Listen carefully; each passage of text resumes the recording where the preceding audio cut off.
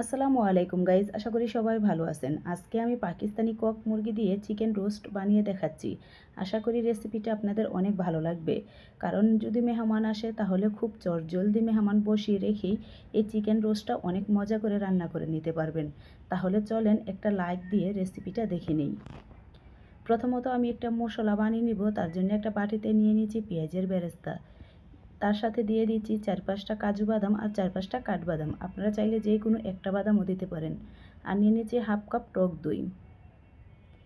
এখন আমি একটা ব্লেন্ডার জারে নিয়ে নিচ্ছি, ব্লেন্ডারে পেস্ট করে নিব। তো পেস্টও করে নিয়েছি। এখন এটা এক পাশে রেখে এদিকে একটা শুকনো মশলা বানিয়ে নিব। তার জন্য আমি নিয়ে নিয়েছি দারচিনি, জয়িত্রী, এলাচ, নিয়েছি লবঙ্গ 4-5টা, আর নিয়েছি ছোট জয়ফলের 2 ভাগের 1 ভাগ, নিয়েছি কালো একটা কালো এলাচ, আর নিয়েছি কালো গোলমরিচ। এখন এইটা আমি শুকনো খোলায় ভেজে গুঁড়া করে নিচ্ছি। তো দেখেন আমি গুঁড়া করে নিয়েছি। আর এই মশলাটা দিয়ে যদি রোস্ট রান্না করা হয় তাহলে রোস্টের স্বাদ কিন্তু দ্বিগুণ বেড়ে যাবে। এখন এই মশলাটা এক পাশে রেখে আমি আরেকটা বাটি নিয়ে নিয়েছি। এখন বাটির ভিতরে দিয়ে দিচ্ছি 1/3 কাপ গুঁড়া দুধ। তার সাথে দিয়ে দিচ্ছি 1 কাপ হালকা কুসুম গরম পানি। এভাবে যদি গুঁড়া দুধ দিয়ে লিকুইড দুধ বানিয়ে রোস্ট রান্না করা হয় তাহলে কিন্তু রোস্টের স্বাদ দ্বিগুণ বেড়ে যায়। এখন আমি পানির সাথে দুধটা ভালোভাবে মিশিয়ে নিচ্ছি।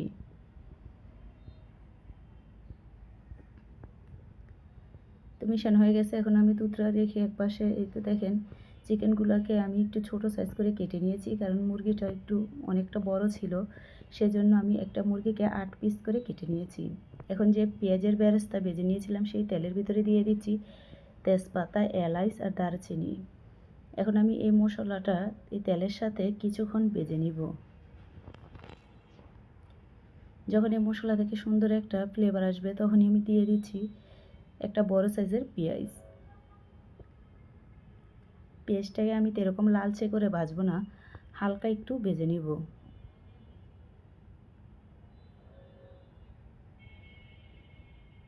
এই তো পেঁয়াজটা কিন্তু ভাজা হয়ে গেছে। এ পর্যায়ে আমি দিয়ে দিচ্ছি আদা রসুনের পেস্ট 1 টেবিল চামচ। এখন আমি আদা রসুনের কাঁচা গন্ধটা চলে যাওয়া পর্যন্ত এভাবে তেলের সাথে নেড়ে নিব।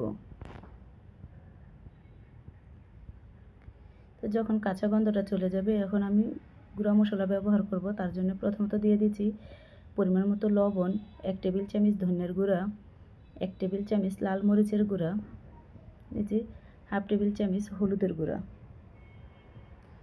দিয়ে দিচ্ছি 1 টেবিল চামচ ভাজা জিরার গুঁড়া দিয়ে এখন এই মশলাটাও তেলের সাথে কিছুক্ষণ নেড়ে নিচ্ছি।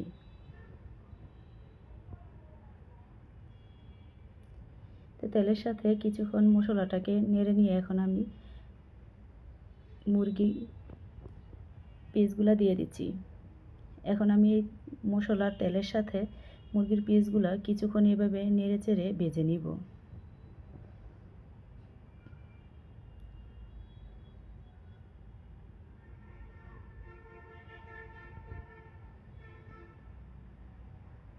এখন আমি একটা ঢাকনা দিয়ে ঢেকে একদম লো আছে 5 মিনিট এভাবে রেখে দিব।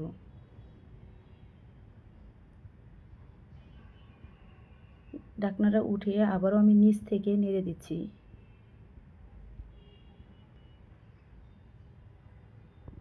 তো চিকেনটা কিন্তু ভাজা হয়ে গেছে। এখন আমি দিয়ে দিচ্ছি সেই টক দই আর পেঁয়াজের বেরেস্তা আর কাঠবাদামের পেস্ট। সাথে আমি বাটিটা ধুয়ে একটু পানিও দিয়ে দিচ্ছি। এখন আমি এই মশলার সাথে চিকেনটাকে আরও কিছুক্ষণ কষিয়ে নিব। এখন ভালোভাবে নেড়ে মিশিয়ে ঢাকনা দিয়ে ঢেকে কিছুক্ষণ রান্না করে নিচ্ছি। আর কিছুক্ষণ পর পর কিন্তু এটা নাড়তে হবে, তা না হয় কিন্তু নিচে লেগে যাবে। মানে এ পর্যায়ে কিন্তু গ্রেভিটা অনেকটাই আঠালো থাকে। এ পর্যায়ে আমি দিয়ে দিচ্ছি 4-5টা কাঁচামরিচ ফালি করে, আর দিয়ে দিচ্ছি 1 টেবিল চামচ পরিমাণে টমেটো সস দিয়ে আবারও আমি নেড়ে মিশিয়ে নিচ্ছি। এভাবে যদি ধাপের ধাপ মশলাগুলো দেওয়া হয় আর রান্না করা হয় তাহলে কিন্তু তার স্বাদ দ্বিগুণ ভালো আসে। এখন আবারও আমি ঢাকনা দিয়ে ঢেকে একদম শুকিয়ে আসা পর্যন্ত কষিয়ে নিব। এতে দেখেন একবারে কিন্তু শুকিয়ে আসছে আর তেলটাও কিন্তু ছেড়ে দিয়েছে। অবশ্যই এইভাবে কিন্তু কষিয়ে নিতে হবে, তাহলেই কিন্তু আপনারা একদম মানে ভালো স্বাদ পাবেন এই রোস্ট রান্নার ভিতরে। তো ভালোভাবে কষিয়ে নেওয়ার পরে এখন আমি ওই যে লিকুইড দুধ সেটা দিয়ে দিচ্ছি, দিয়ে আমি নিচ থেকে একটু ভালোভাবে নেড়ে দিচ্ছি। এই লিকুইড দুধটা দেওয়ার পরে বেশি সময় নিয়ে আর রান্না করতে হবে না। দিয়ে দিচ্ছি কয়েকটা কিশমিশ আর কয়েকটা আলু বোখরা, দিচ্ছি পেঁয়াজের বেরেস্তা দিয়ে রান্নাটা শেষ করতেছি। এখন আবারও একটা কাঁচামরিচ আমি মাঝখান দিয়ে ভেঙে দিচ্ছি, তাতে করে সুন্দর একটা কাঁচামরিচের ফ্লেভার আসবে। এই মরিচটা কিন্তু ঝালের জন্য দিয়েছি না, শুধু জাস্ট একটা ফ্লেভারের জন্য। আর দিয়ে দিচ্ছি ওই যে গুঁড়া মশলাটা করে নিয়েছিলাম, সেটা উপর থেকে দিয়ে আমি ভালোভাবে আলতো হাতে নেড়ে দিচ্ছি, নেড়ে মিশিয়ে নিচ্ছি। এ পর্যায়ে কিন্তু চুলার আঁচটা একদম লোতে রাখতে হবে। তো নাড়া হয়ে গেছে, এখন ঢাকনা দিয়ে ঢেকে জাস্ট 5-6 মিনিট রেখে দিব। দেখেন 5 মিনিট পরেই তেলটা কিন্তু উপরে ছেড়ে দিয়েছে, সেটা কিন্তু রান্নাও কমপ্লিট হয়ে গেছে। দেখেন দেখতে কতটা সুন্দর আর কতটা লোভনীয় হয়েছে। আশা করি আজকের রেসিপিটা আপনাদের অনেক ভালো লাগবে। যদি ভালো লেগে থাকে তাহলে প্লিজ একটা সাবস্ক্রাইব করে পাশে থাকবেন, যাতে করে নিত্য নতুন এরকম মজার মজার ভিডিও দেওয়ার সাথে সাথে আপনারা দেখতে পান। আর কমেন্টে জানাবেন আপনাদের কাছে কীরকম হয়েছে। আজ এখানেই বিদায় নিচ্ছি, আবারও দেখা হবে নতুন কোনো ভিডিওতে।